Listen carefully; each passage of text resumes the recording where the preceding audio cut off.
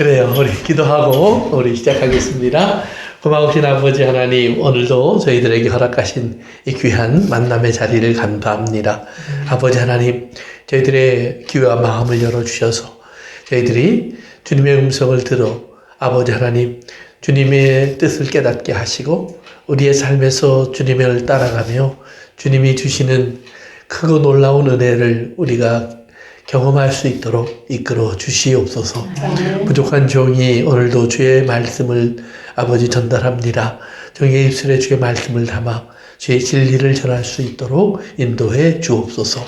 예수님의 이름으로 기도합니다. 아멘. 그래요. 우리 마태복음 5장 5절, 마태복음 5장 5절 한번 읽어볼까요? 마태복음 5장에서 못 넘어가시는 해서 해야 될 것 같은데요.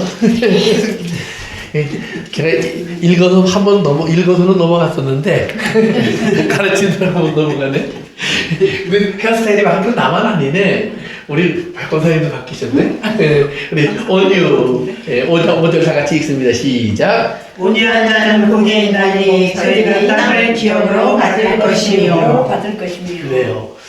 온유한 자, 우리 2주 전에 제가 좀 이제 했었는데, 온유한 자라는 말은 약하다라는 말이 아니라고 그랬어요. 약함. 또, 뭐, 줏대도 없고, 뭐 이런 것도 아닙니다.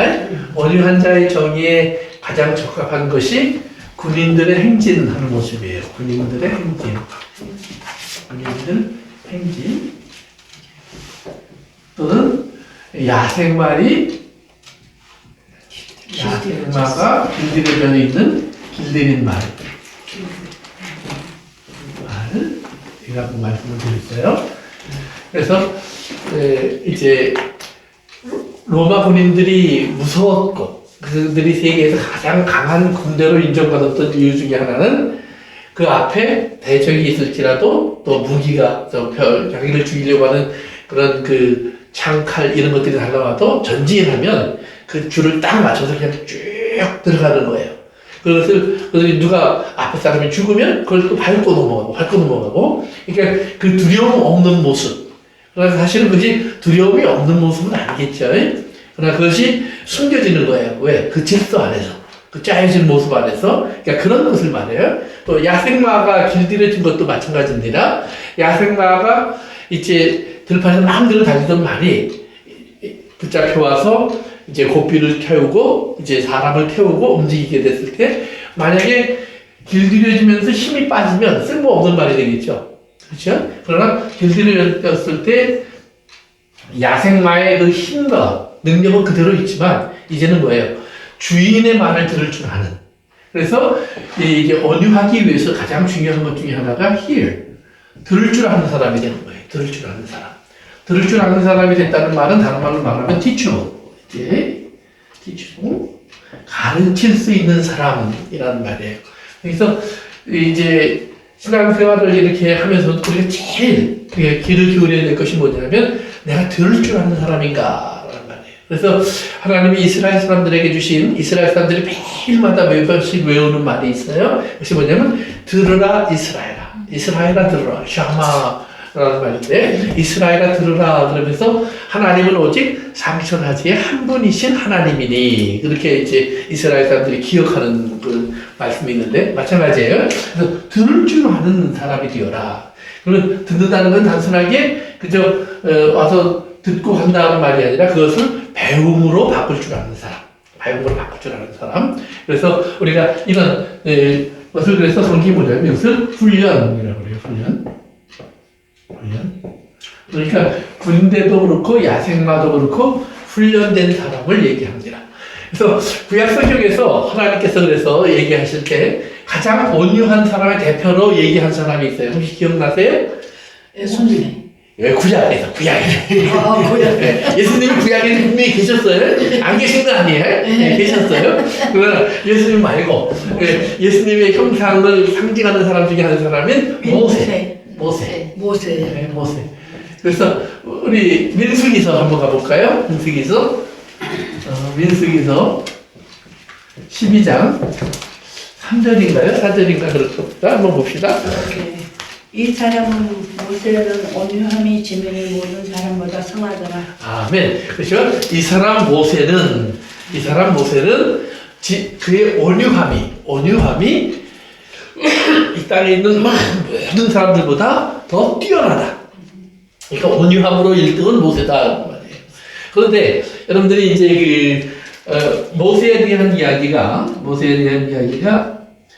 출애굽기 이제 3장부터 이제 쭉 이렇게 쭉 나오는데, 모세가 하나님을 처음 만나기 전에 원래 모세는 어떤 사람이었어요? 왕자로. 그렇죠? 애굽의 왕자로 자랐어요. 애굽의 왕자. 우리가 보통 애굽의 왕자 그러는데, 사실은 그 왕의 아들이 아니라 왕의 딸의 아들로, 이제 입양된 아들로 자라게 됩니다. 그래서 40살까지 모세는 그런 생활을 살았어요. 그런데 어느 순간부터 모세는 이 애굽의 궁궐에서 자라면서 자기의 민족, 즉 유대인들에 대한 동질감을 느끼기 시작했고, 그리고 유대인들이 그 당시에는 노예 생활을 했으니까 이 노예 생활하는 유대인들을 구원하고 싶은 마음을 갖게 돼요. 그러니까 자기에게는 힘도 있고 능력도 있고 권세도 있으니까 그걸 이용해서 이들을 구원하려고 해요. 그래서 모세가 이제 구체적으로 사람을 도와주는, 유대인을 도와주는 모습이 이제 성경에 보면 나오는데, 매를 맞고 있는 유대인을 건져주기 위해서 애굽 사람을 때렸는데 그 사람이 그만 죽어버렸죠. 그리고는 그 다음날 또 유대인들끼리 다투는 걸 봐요. 그래서 왜 다투느냐? 니네들 같은 동족인데 서로 도와야지. 그랬더니 이 유대인들은 모세가 자기를 도와줬다는 생각하지 않고 뭐라고 하냐면, 어제는 애굽 사람 때려 죽이더니 오늘은 우리 때려 죽이려고 권세를 가진 사람으로만 바라보는 거예요. 그러니까 모세가 이 사람들이 내가 애굽 사람 죽인 것도 다 떠벌리겠구나. 그래서 살인자가 돼서 도망가 버리죠. 그래갖고 이제 광야로 나가서 미디안까지 가갖고 거기에서 미디안에서 이제 모세는 잊혀진 사람으로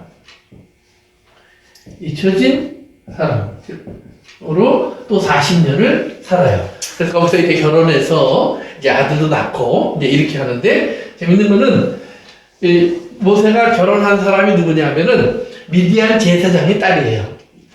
그러니까 미디안 제사장의 딸이라는 말은 우리가 요즘 말로 바꿔놓으면 뭐 한국 같으면은 스님의 딸하고 결혼했다 이 말이에요. 그러면 어디서 살았을까요? 스님의 딸하고 결혼했으면 그렇죠. 절간에 사는 거예요. 뭐 무당이면 무당집에 사는 거예요.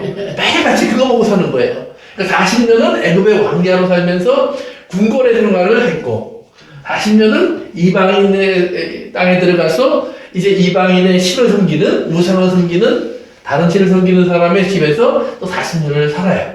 그러는데 하나님이 이제 딱 80년이 지난 다음에, 80년 1월 1일, 그런지 아닌지 제가 정확히 모르겠지만 하나님이 갑자기 모세에게 나타났는데, 어디서 나타났죠? 오력산. 그렇죠. 산에서 덤불이 있는데, 덤불들이 이렇게 있는데, 이 덤불에서 불이 이렇게 붙었어요. 그렇죠? 그러면 이게 다 타야 되는데 타지 않고 불로 안 붙었어요. 신기하니까 모세가 갔을 때 이제 하나님이 그러죠. 모세를 불러서, 자, 모세야, 너 나랑 할 일이 있다. 그러면서 하나님이 갑자기 모세에게 말을 하는 거예요. 그러니까 모세가 뭐라고 하냐면, 누구십니까? 우선 누군지를 알아야 될 거 아니에요. 그랬더니 난 너희 조상의 하나님 여호와다. 그러니까 모세가 하나님이 지금 나한테 무슨 볼 일이 있을까? 그리고 이제 얘기를 하니까 하나님이, 모세야 가서 우리 백성을 건져내자. 나랑 같이 가자. 그러니까 모세가 뭐라고 그래요? 입이 둔한 자야. 그렇죠. 뭐 입이 둔한 자가 그래서 제일 먼저 한 얘기가, 너무 too late, 너무 늦었습니다 하나님. 내가 요때 오셨으면 내가 할 수 있는데 지금 못합니다.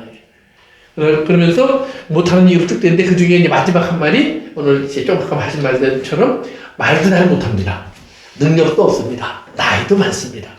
여러분이 그 모세가 쓴 시편 90편에 보서 읽어보시면 모세가 뭐라고 하냐면, 사람의 나이를 얘기할 때 사람이 그죠 70살이면 잘 산 거고 오래 살아봐야 80살입니다. 그러니까 나는 이제 죽은 사람과 똑같습니다 그 말이에요. 그 당시 오래 살지 않았나요? 아니요, 모세 때는 아니죠. 그러니까 우리가 아브라함 전까지 사람들이 오래 살았고, 아브라함이 이제 뭐 175세, 그 야곱이 한 147세 이렇게 이제 살다가 죽는데, 그 사람들 때부터 쭉 줄어들기요. 그러면서 나이들이 계속 줄어들어서 모세 때쯤 왔을 때는 그렇게 오래 살인 건 아니에요. 그런데 이제 이렇게 모세가 여기서 80이라는 그런 표현을 한 거 보면 그 정도 사는 사람이 드물 정도로 대부분 사람들이 죽었다는 얘기를 우리가 받아들일 수 있겠죠. 근데 어쨌든 간에 모세가 이제 그러면 사람이 너무 늦었습니다. 나는 할 수 있는 게 아무것도 없습니다. 나는 능력도 없고 힘도 없고 나이도 많고 말도 못하고 이렇게 얘기하니까 하나님께서 모세에게 말을 해요. 그러니까 다른 말로 말하면 나는 할 수 있는 게 아무것도 없습니다. 이것도 온유한 게 아니라는 거예요. 이것도 온유한 게 아니라는 거예요. 자기가 할 수 있는 게 아무것도 없어도 내가 하나님의 능력을 받으면 하나님이 나와 함께 해주시면 나는 할 수 있습니다. 이게 온유한 거예요. 그러니까 우리는 두 가지예요. 한쪽으로는 모세가 젊었을 때처럼 힘도 있고 능력도 있는데 하나님 앞에 그냥 고개 숙이고 예 하나님 알았습니다. 이렇게 하는 것도 온유한 게 아닌 것처럼 자기가 연약해서 아무것도 못한다고 얘기하는 것도 온유한 게 아니라는 말이에요. 그러니까 아브라함이 나이가 90이 됐을 때 하나님께서 야 애기 낳자 그러니까 아이고 내 나이가 몇 살인데 이러면서 온유한 게 아니라는 말이에요. 그런 것들이. 그러니까 우리가 하나님이 무언가를 하자고 했을 때 나는 못합니다 라고 하는 대답은 온유한 게 아니에요. 그래서 예수님을 설명할 때 고린도후서에서 1장에서 말하면 예수님에게서는 항상 하나님 앞에 아멘 예 이것밖에 없었다고 그래요. 아멘 예. 그러니까 우리의 삶 속에서도 우리가 하나님 앞에 해야 될 훈련 중에 하나가 예 하는 훈련이에요. 그러니까 하나님 앞에 예 하는 훈련이 사실은 우리가 교회 설교 듣고 성경 공부할 때 아멘 하는 건 쉬워요. 그러니까 중요한 것은 내가 그 삶을 살아야 하는 현장에 갔을 때 거기에서 내가 이해하는 게 쉽지 않다는 말이에요. 그러니까 그때 그러면 뭐 해야 돼요? 우리가 그럼 말은 하나님이 그렇게 하셨는데 현실은 그렇지 않구나. 이건 온유한 게 아니에요. 온유한 사람은 뭐냐면 거기 가서 내가 아직 야생마구나.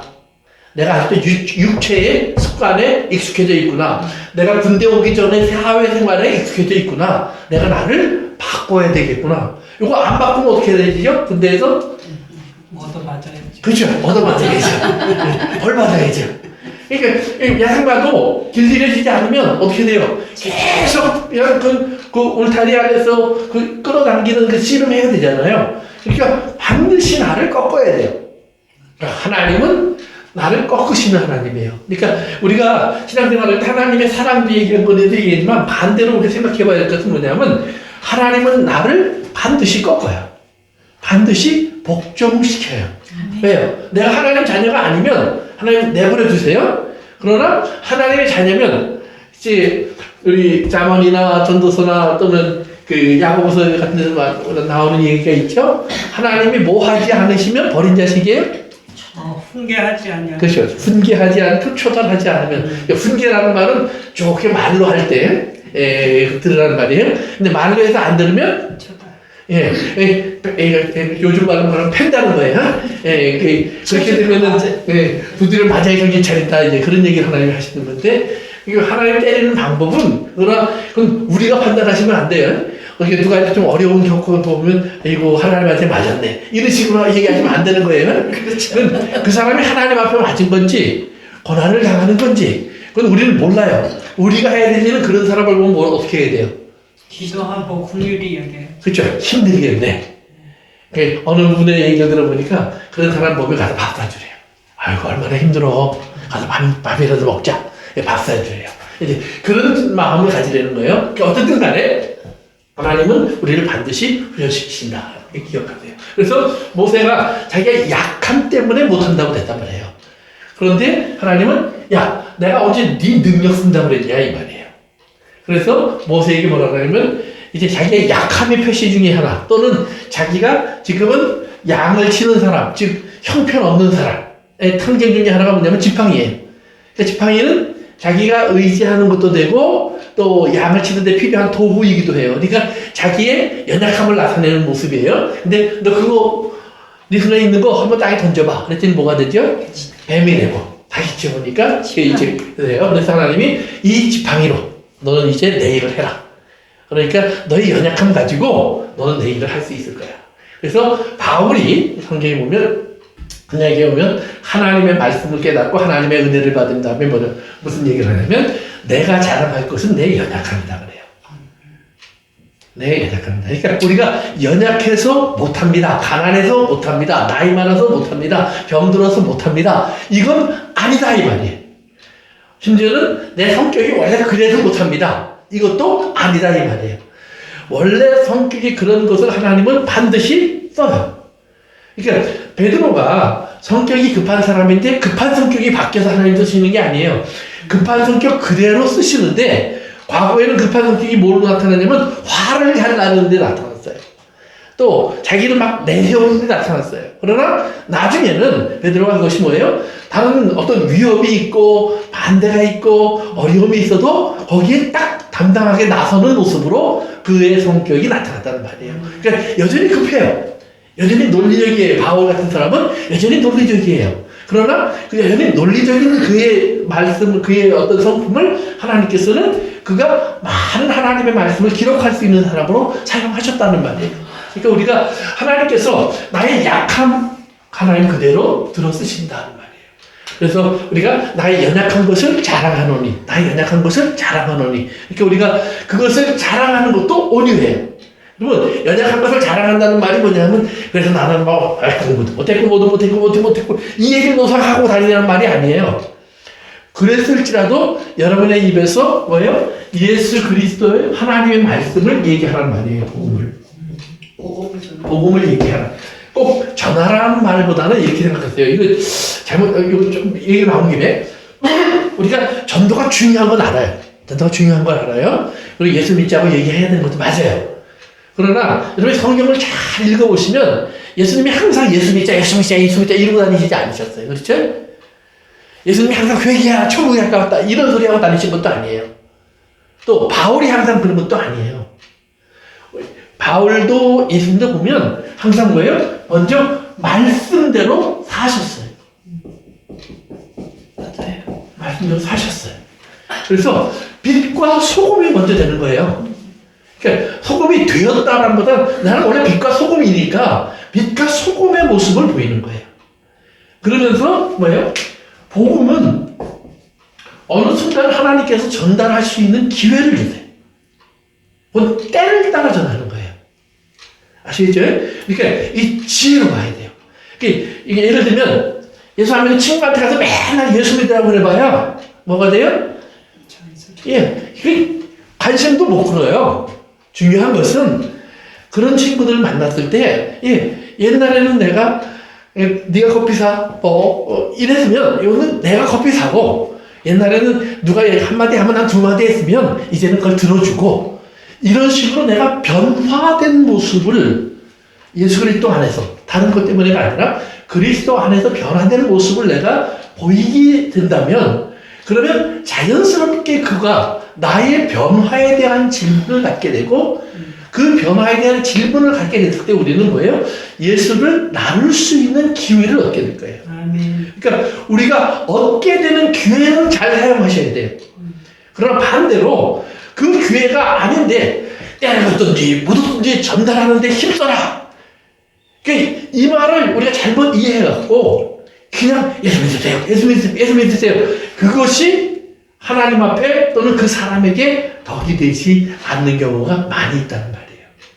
그래서 우리가 좀 잘 지혜롭게 하셔야 돼요. 어쨌든 간에 그래서 다시 이제 본문으로 돌아와서 모세가 자기 연약함에 대한 이야기를 해요. 근데 그 이야기가 모세가 거기에서 끝나는 게 아니에요. 그 다음에 이제 모세가 바로 앞에 와서 이스라엘을 보내라고 얘기해요. 그러니까 바로가 모세 얘기를 듣고 그래 내가 잘못했다 이스라엘아 가라 이렇게 얘기해요? 아니요. 안 보내주고 더 어렵게 하죠. 지푸라기도 안 주면서 벽돌을 만들려고 그래요. 옛날에 지푸라기 주면서 100개를 만들려고 그랬는데 이번엔 지푸라기 안 주면서 100개를 만들려고 그래요. 그러면 지푸라기를 주스러 가는 시간만큼 더 힘이 들 거 아니에요. 그러니까 가뜩이나 힘들었는데 더 힘들어졌어요. 그래서 아니 왜 이렇게 하십니까? 이거 불공평합니다. 얘기하니까 니들이 얼마나 할 일이 없고 한가하면 하나님 믿겠다고 얘기하냐? 가서 예배 드리겠다고 얘기하냐? 시간이 남아 썩는구나. 니들 제대로 해. 그러면 일을 더 해. 그리고 일을 더 시키니까 사람들이 뭐라고 그래요? 모세를 보고 원망해. 그렇죠? 너 때문에. 그러니까 모세는 또 하나님 앞에 뭐라고 그래요? 그렇죠? 하나님 때문에. 그러니까 꼭 누가 한 말이에요, 그게. 아담. 그렇죠? 에덴 동산에서 아담이 하나님 와서 너 왜 그랬니? 그랬더니 아니 하나님이 만들어준 그 여자 때문에. 누가 만들어줬어요? 하나님이. 그러니까 모세가 하나님이 하고 또 얘기를 했어요. 그러니까 하나님이 그래 내가 이거 해결하마. 그래서 이제 10가지 재앙을 이제 일을 시작해요. 하나님이. 그건 물어보고 시작하시는 게 아니에요. 하나님이 일방적으로 일을 해요. 그 하나님이 일방적으로 일을 하니까 이스라엘 사람들이 원망하던 입술이 쏙 들어가 버렸어요. 왜냐하면 하나님이 그런 어려움을 계속 애굽에 갖다 쏟아붓는데 이스라엘은 빼줘요. 그러면서 항상 거기는 어둠이 와도 빛이 있게 하시고 질병이 와도 안 아프게 하시고 뭐 항상 이렇게 따로 빼놓으시니까 어느 순간인가부터 왠지 아이고 하나님이 진짜 우리 편이네 이런 마음이 생겼다는 말이에요. 그래서 하나님의 음성을 듣기 시작해요. 그러니까 또 모세도 하나님 막 그러니까 신이 났어요. 그러면서 하나님이 하나님대로 바로 앞에 가서 너 아무리 그래도 네가 회개할 것 같지? 아니야. 너 아직도 멀었어. 그러면서 10가지 재앙이 다 지나가요. 그리고 결국은 이스라엘이 나오게 되죠. 그러니까 그 10가지 재앙으로 하나님은 이스라엘에게 기도를 한 것이 아니라 이스라엘은 보기만 하는 거예요. 당하는 거는 애굽이 당하는 거예요. 보세요. 그러니까 이스라엘은 보면서 뭐가 돼요? 아, 하나님의 말씀을 들어야 되겠구나. 들을 줄 아는 사람이 됐어요. 그리고 그 말씀을 듣고 그다음에 뭐예요? 따를 줄 아는 사람이 됐어요. 그래서 듣고 따르게 되니까 그들이 이제 홍해바다까지 건너오게 되거든요. 근데 홍해바다 건너서 사흘 지나니까 어떤 문제가 생겼어요? 배고파요. 또 밑에 지나니까 물이 없어요. 그러니까 뭐라 그러냐면 그 사흘 전에 그렇게 좋았는데 춤추고 막 난리를 쳤는데 애굽이 좋았다. 그래도 애굽이 좋았다. 그러니까 하나님 앞에 또 모세는 뭐라 그래요? 왜 또 날 얘네들 데리고 나가라 그래서. 그러니까 하나님이 그래 내가 이게 또 해결하면 그래서 먹을 것도 주고 다 해요. 그래서 이스라엘 사람들이 시내산까지 와서 이제 하나님의 말씀 듣고 그들이 거기서 이제 십계명도 받고 그다음에 법궤도 받고 만들고 이렇게 성막을 지어요. 성막을 다 짓고 끝난 것이 1년 걸린 거예요.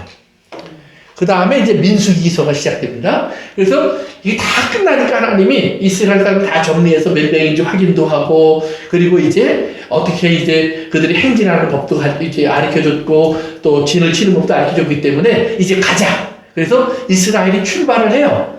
근데 출발하자마자 이스라엘이 민수기서 11장으로 가보세요. 민수기서 11장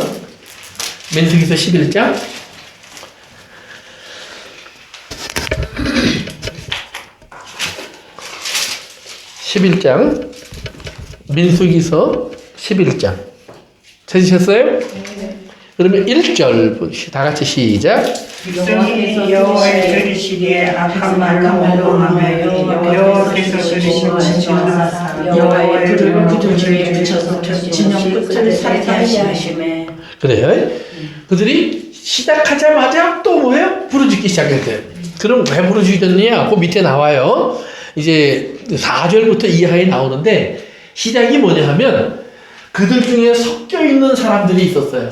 그러니까 이스라엘이 나오니까 그 당시에 애굽에 붙잡혀와 있던 사람들은 이스라엘 사람만이 있었던 건 아니라는 말이에요. 애굽이 강대국이니까 세계 각국에서 다 자기들 점령한 데서 사람을 끌어왔거든요. 근데 그 사람들이 이스라엘 나가는 걸 보더니 야 가만히 보니까 이스라엘 하나님이 대단해. 우리도 같이 가자. 그래서 섞여서 나왔다는 말이에요. 근데 나와서 그 사람들은 뭐예요? 애굽보다 뭔가 좋은 게 있겠지 하고 나왔는데 좋은 게 없어. 그러니까 이들이 그 탐욕을 품으면서 불평을 했다는 말이에요. 탐욕을 품으면서 채워지지 않으니까 불평을 하면서 뭐라고 얘기했냐면 야 어떻게 사람이 빵만 먹고 사니 뭐도 먹어야 돼요? 고기. 고기도 먹어야지. 그래서 고기에 대한 불평을 하는 거예요. 그러면서 고기만 얘기하는 것이 아니라 빵을 먹을 때도 거기에 뭐예요? 온갖 이제 양념이랑 뭐 이렇게 다 쭉 나와요. 그러면서 6절에 가니까 기력이 다해서 만나 외에는 보이는 게 없다. 그러면서 그 여전히 만나가 맛있다는 얘기를 해요. 꿀맛이다. 또 기름 섞인 과자 제가 얘기했죠. 기름이 섞였다는 것이 저는 처음에 느끼하다는 개념으로 알았는데 좀 더 연구해 보니까 느끼하다는 개념이 아니라 막 뭐예요? 기름에 막 튀겨낸 거. 고소한 거. 막 고소한 그런 것을 강조한 거예요. 그러니까 만나가 맛있는 건 맞아. 그렇지만 이것만 먹고 못 살지. 응? 그 얘기를 한 거예요. 그러니까 10절로 갑니다. 10절. 이제 다 같이 시작. 세상의 온 가족들의 각기 자기자신에서 무엇을 모세가 들으니라. 이러므로 여호와의 신과 심히 보고 모세로 기뻐하지 아니하니라. 아멘. 그러니까 이게 뭐냐면 만나를 가지고 아침밥 이렇게 준비했어요. 그리고 놓고는 상처를 놓고 우는 거야. 어이, 이걸 또 먹어야 되는구나. 그러고 우는 거예요. 근데 이게 적당히 울면 괜찮은데 막 우는 거예요. 탄식하는 거예요. 이거 먹고 그리고 소리를 지르고 그 운다는 말이 그런 표현이에요. 그러니까 모세가 이걸 듣고 모세는 뭐예요? 하나님도 화가 머리끝까지 났는데 모세도 기뻐하지 않았다는 말은 라라는 말이에요. 그러면 악하게 보았다는 말이에요. 악하게 보았다. 저건 사탄이야. 쉽게 말하면 저건 사탄이야 이렇게. 근데 우리가 잘 생각하셔야 돼요. 예수님이 누구 보고 사탄이라고 그랬죠? 제자 중에? 베드로. 그렇죠. 사탄아 물러가라 그랬죠? 베드로. 그렇죠. 베드로가 사탄이라고 그랬죠? 그러면 베드로가 사탄이지만 그 전에 먼저 뭐라고 그랬어요? 그 바로 앞에서 뭐라고 그러냐면 베드로야 네가 정말 복이 있다. 어떻게 넌 그걸 다 알았냐? 이걸 내게 알게 하니는 네가 아니라 하늘에 계신 누구요? 아버지 하나님. 그러면서 내가 이 반석 위에 내 교회를 세우리니. 그러면서 베드로를 이만큼 높여놨거든요. 그런데 그 다음에 가니까 사탄아 물러가라. 그러니까 여러분 잘 하셔야 돼요. 먼저 하나님이 베드로를 뭘로 쓰려고 그래요? 교회의 반석으로 쓰시려고 그러는 거예요. 그런데 반석으로 쓰려는 베드로에게서 하나님 뭐냐면 너한테는 사탄의 모습이 있어. 이 말이에요. 네가 잘나서 반석이 되는 게 아니야. 이 말이에요. 첫째는. 두 번째는 다른 사람들에게 너희들도 똑같아. 이 말이에요. 베드로가 그렇다면 너라고 할 수 있겠니? 이 말이에요. 더해. 그러니까 우리가 예수님이 걔 사탄이라고 했어. 저놈은 뭐 저거 나쁜 놈이야. 이거 아니에요. 예. 그에게서 악함이 나타날 수 있어요. 그러나 그것이 버렸다는 말이 아니에요.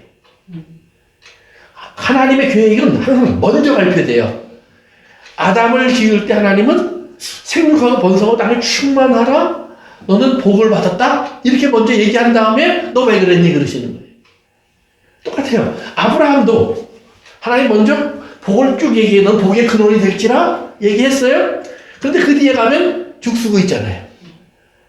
하나님이 내 아내를 통해서 하나님이 이삭을 준다고 그러는데 아내를 자꾸 남한테 팔아먹어. 그럼 어떻게 되는 거예요? 아브라함의 자식이 태어나야 될 사람에게서 이방인의 자식이 태어날 수 있잖아요. 그러니까 사람은 자꾸 망쳐요. 망쳐가는 걸 하나님이 다 수습해서 다시 일어나게 하고 다시 일어나게 하는 거예요. 그러니까 야곱의 이야기할 때도 마찬가지고 우리가 쭉 보시면 다윗도 마찬가지. 맞아요. 다윗은 하나님이 이스라엘의 위대한 왕으로 세워서 절대로 사울처럼 너희 집안은 내가 바꾸지 않을 거야. 영원한 왕이 될 거야. 그랬는데 그 다음에 가니까 간음하지, 살인하지, 온갖 죄는 다 짓기 시작해요.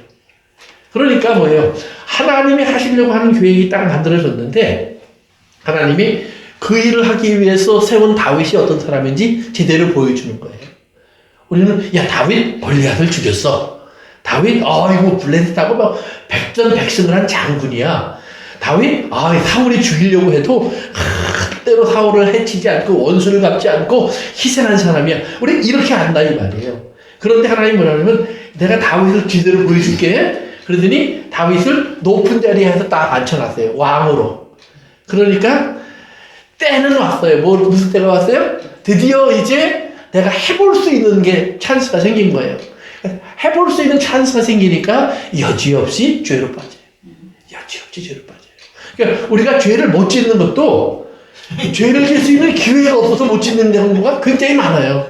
돈이 없어서 거만하지 못하고 사치하지 못하고, 예를 들면 권세가 없어서 뇌물 못 받아 먹고 이러는 거지, 사실은 거기 앉혀놓으면 다 똑같다는 말이에요. 다 똑같다. 그런데 하나님 뭐예요?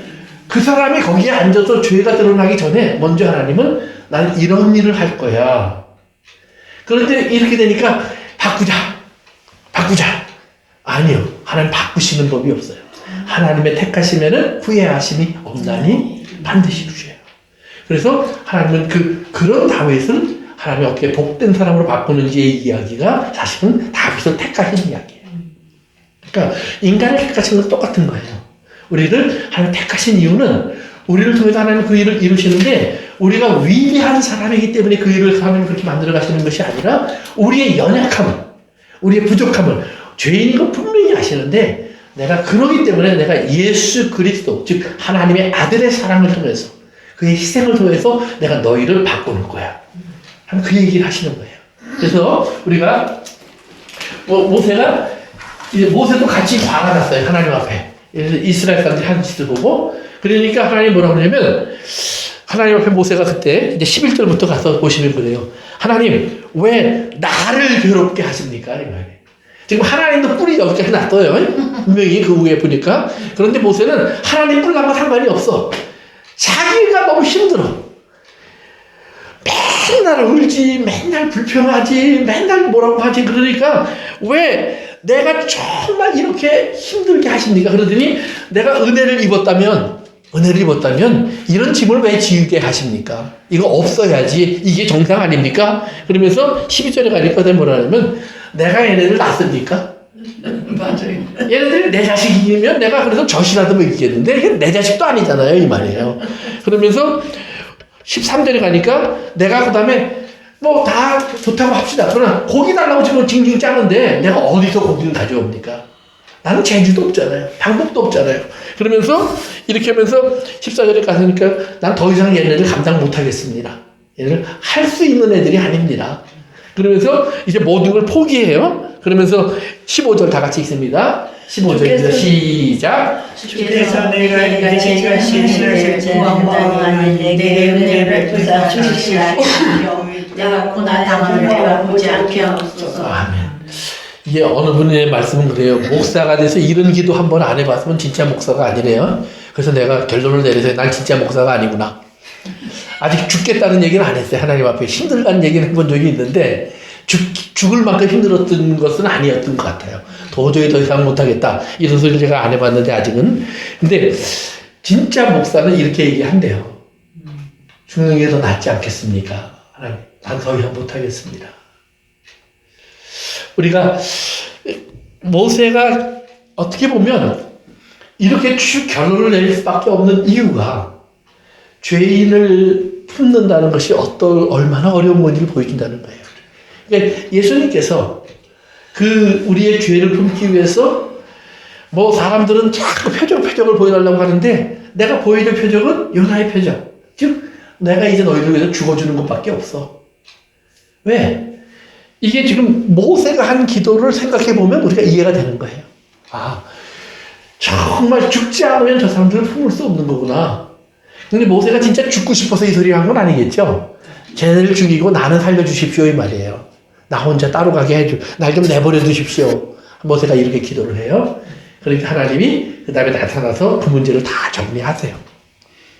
모세가 혼자 하기 힘들다고 하니까 70명의 장로도 세워주고 그 다음에 메추라기도 주고, 그리고 메추라기를 그들이 잡아서 또 이만큼 쌓아놓기 시작하니까 하나님 뭐냐면 그 탐욕 때문에 그들이 이빨 사이에서 고기가 제대로 넘어가지도 못했는데 죽기 시작해요. 그래서 굉장히 많은 사람이 죽어요. 그래서 거기 큰 공동묘지가 생겨요. 그래서 공동묘지를 만들어 놓고 이스라엘 사람들이 거기에 이름을 붙여요. 그리고 나서 이제 12장으로 넘어가요. 그러면서 그때 이제 모세가 정신을 차린 거예요. 쉽게 말하면 어떻게 정신을 차렸다 성경은 나오지 않는데, 그러면서 12장 1절에 가니까 모세가 해서는 안 되는 잘못을 또 했어요. 뭐예요? 구스 여자를 부인으로 삼았어요. 구스 여자는 이방인이에요.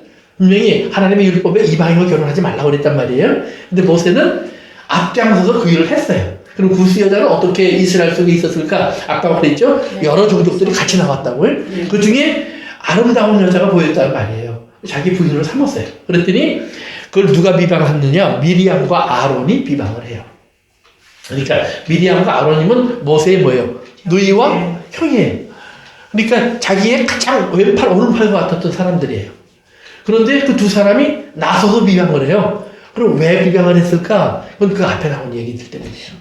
모세가 맨날 불평하고 뭐 하나님 앞에 그러다 보니까 또 이스라엘 사람들이 막 수만 명이 죽고 뭐 결국은 그렇게 그런 일들이 계속 반복된 거예요. 그러니까 미디안과 아론이 가만히 보니까 뭐 얘 별거 아니네.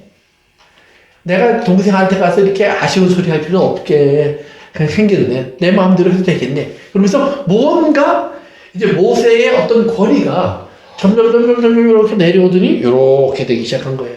가만히 보니까 제가 잘못하는 게 맞네. 그래서 비방하기 시작해요. 그랬더니 그러면서 그들이 뭐라 하냐면 하나님이 나랑도 얘기하신다? 너한테만 얘기하는 거 아니야? 하나님은 나한테도 계시도 주시고 꿈도 주시고 환상도 주셔.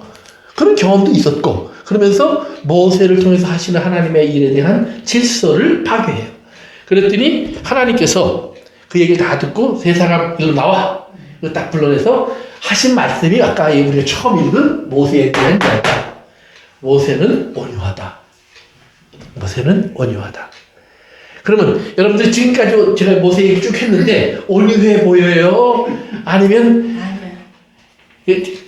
아주 모자라고 부족하고 불평자라고 쉽게 포기하고 땡깡 잘 피는 그런 10대 청소년 정도밖에 안 돼 보이잖아요. 와이닝 오르면. 그렇죠?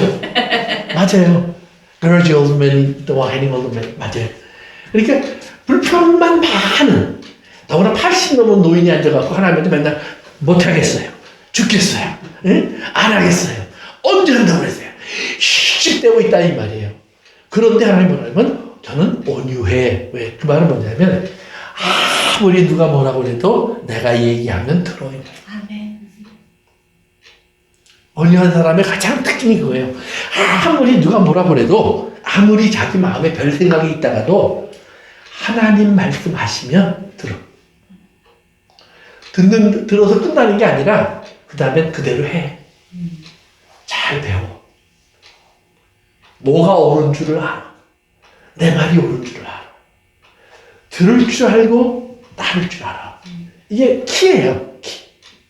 그러니까 예수님이 아까 베드로 얘기도 했지만 베드로가 뛰어났다 잘났다 열심히 이런 얘기를 하는 게 아니에요. 베드로는 자꾸 하나님 앞에 예수님 앞에 우리가 다 버리고 따라왔잖아요. 우리가 얼마나 충성했습니까? 우리가 버린 게 얼마나 많습니까? 희생을 얼마나 많이 했습니까? 그 어려움을 같이 겪었잖아요. 이런 얘기 하는데 예수님은 그거 가지고 널 쓰는 거 아니야.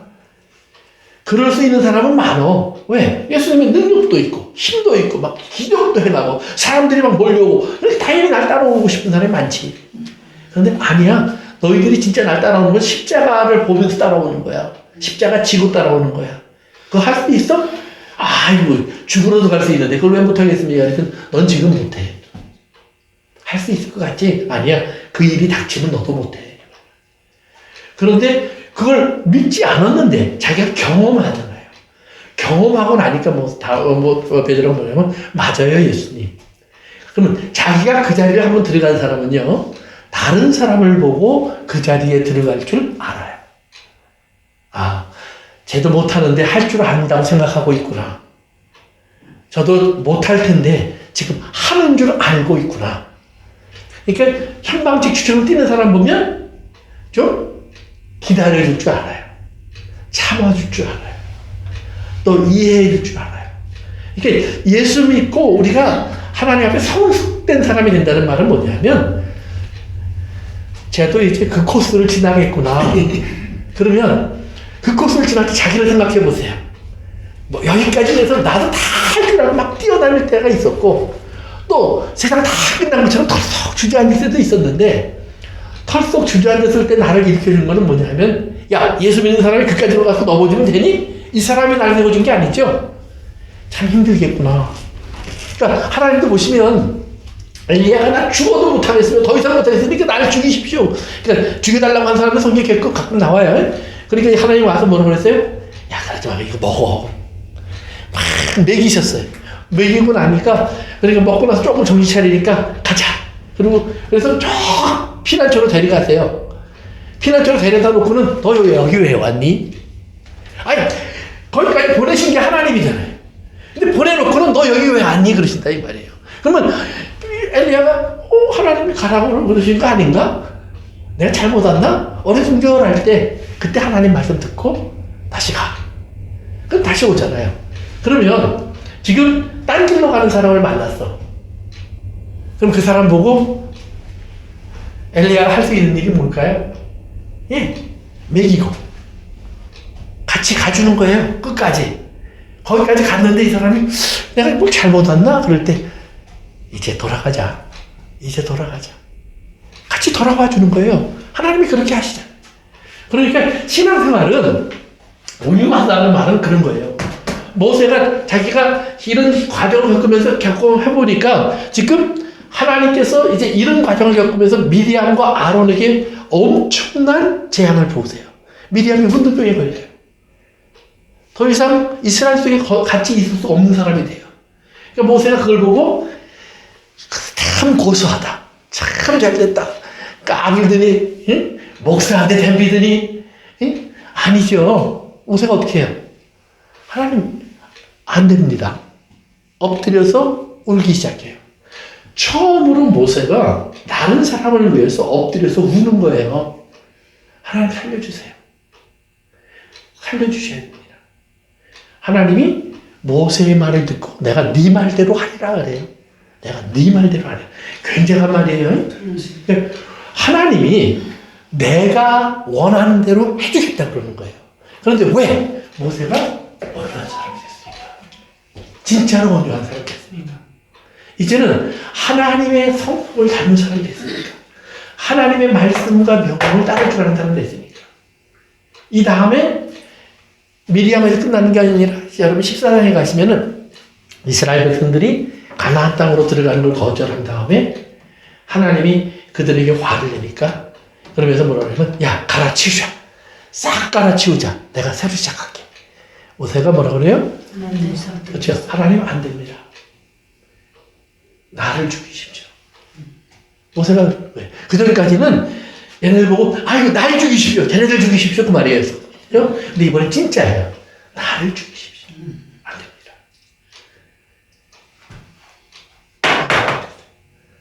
그러면서 하나님을 뭐라 하면 하나님의 큰 성경을 한번 읽어보세요. 민수기서 14장입니다. 큰 권능을 나타내시옵소서 그래요. 근데 큰 권능이 뭐냐면 자비롭고 온유하고 오래 참고 인자와 긍휼이 풍성하신 하나님. 그걸 나타내는 것을 큰 권능으로 모세가 드디어 깨달아요. 그러니까 우리가 권능 그러면 뭐예요? 죽은 사람 살리고 병든 사람 고치고 그거는 아무것도 아니라는 말이에요. 뭐 하나님이 얼마인지 알 수 있는 일이에요. 근데 우리는 하나님 정말 하실까? 죄인을 어디까지 참아주실까? 허물을 언제까지 못 본 척 해주실까? 잘못과 실수를 어디까지 용서하실까? 이게 얼마나 큰 권능과 능력 가운데 나타나는 건지 알아야 돼요. 그러니까 예수님이 네 죄가 용서받았다? 라고 말씀하실 때 그것이 지가 뭔데 용서해? 지금 뭐예요? 하나님의 아들이에요. 그런데 하나님의 아들처럼 안 보이는 거예요. 자기들이 생각하는 하나님의 아들처럼 보이면 지옥 보내야 돼요. 너 지옥 가 이거예요. 그런데 엉뚱하게 정말 초라한 모습으로 나타난 사람이 그 사람을 보더니 넌 천국 갈 거야. 이렇게 얘기했단 말이에요. 이건 말이 안 되는 거예요. 그런데 그것이 뭐예요? 우리를 사랑하는 하나님의 권능이에요. 우리를 하나님의 품에 안으시는 자녀를 잃어버리지 않는 하나님 아버지 사랑의 권능이에요. 그 권능을 가지고 하나님께서 이스라엘을 모세로 덮으시는 거예요. 그 온유함으로 덮어요. 그러면서 하나님 뭐라 하냐면 그러나 이들은 하나님의 땅에 못 들어가요. 땅에 못 들어가요. 불순종한 사람들 못 들어가. 그러나 그들의 후손이 들어갈 거예요. 어떤 사람들이에요? 하나님 말씀에 귀를 기울인 사람들. 그래서 땅을 기업으로 얻는 사람들은 누구냐? 땅을 기업으로 얻는 사람은 바로 뭐예요? 들을 줄 아는 사람이에요. 온유한 사람. 그러니까 모세를 통해서 이스라엘이 이제 한 세대가 바뀌면서 하나님의 말씀을 듣는 것이 어떤 의미인지를 깨닫기 시작해요.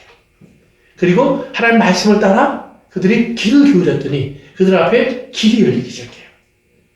성이 무너지고 대적이 물러가고 강이 멈추고 그리고 그들이 그 땅의 주인이 돼요. 그러니까 땅을 차지하는 것은 그렇기 때문에 창칼로 하는 것 아니에요. 땅 문서를 확보하는 게 아니에요. 그들이 뭐예요? 하나님이 들어가서 그곳에서 뭐예요? 하나님이 하고자 하는 일이 이루어지는 거예요.